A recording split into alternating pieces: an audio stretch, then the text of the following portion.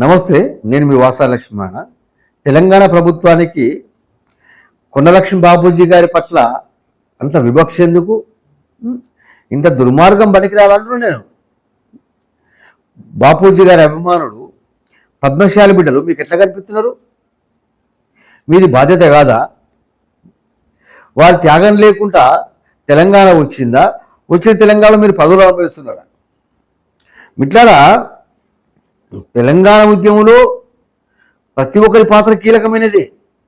కానీ ఇప్పుడు బాపూజీ గారి గురించి మాట్లాడుకుంటున్నాం కాబట్టి ఇక్కడ బాపూజీ గారి విగ్రహాల పట్ల కూడా చాలా వివక్ష జరిగిందండి గత ప్రభుత్వంలో.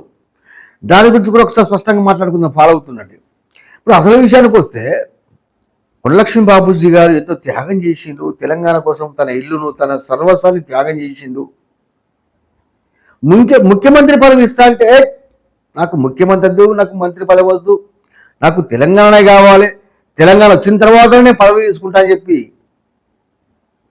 త్యాగం చేసిన మహనీయుడు కొండలక్ష్మి బాపూజీ గారు. ఇలా యూడూళ్ళు ఎట్లున్నది? ఎమ్మెల్యే బీఫామ్ ఇస్తామంటే పార్టీలు జంప్ అవుతారు. మంత్రి పదవి కోసం కుటుంబ సభ్యులు కూడా ఇచ్చిపెట్టి ఇంకో పార్టీలో పోతారు.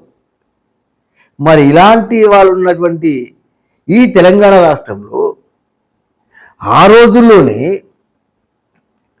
తెలంగాణ ఆకాంక్షని ఏజెండాగా పదవులను త్యాగం చేసి, తెలంగాణ కోసం ఇల్లును త్యాగం చేసి, తెలంగాణపై జీవించి, తెలంగాణ ఉద్యమానికి బీజం నాటిన నాయకుడు, తెలంగాణ ఉద్యమాన్ని తన శ్వాసగా ముందుకు తీసుకొచ్చిన నాయకుడు కొండలక్ష్మి బాపూజీ గారు.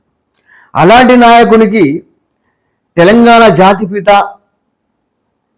అన్న పేరుతో గౌరవించుకోవాలి, ప్రభుత్వం అధికారికంగా ప్రకటించాలని చెప్పి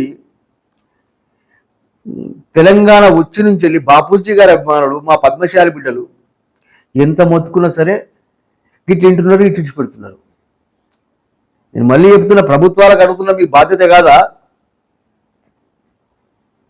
అసలు విషయం ఇంకా చెప్పాలంటే, బాపూజీ గారు భారతరత్న పురస్కారానికి అర్హుడు. ఇంకా దేశ స్వతంత్ర ఉద్యమంలో కూడా పాల్గొన్నాడు ఆయన. తెలంగాణ ప్రభుత్వము ఇప్పటికైనా స్పందించి బాపూజీ గారి పేరును తెలంగాణ జాతిపితగా అధికారికంగా ప్రకటించండి. ఇది పనికిరాదు, ఇంత దుర్మార్గం పనికిరాదు. పద్మశాలి మిట్లారా, షేర్ చేయండి. నేనేం పద్మశాలకు ఏం చెప్తున్నా అంటే, ఈ చూడుకి ఇట్లున్నది.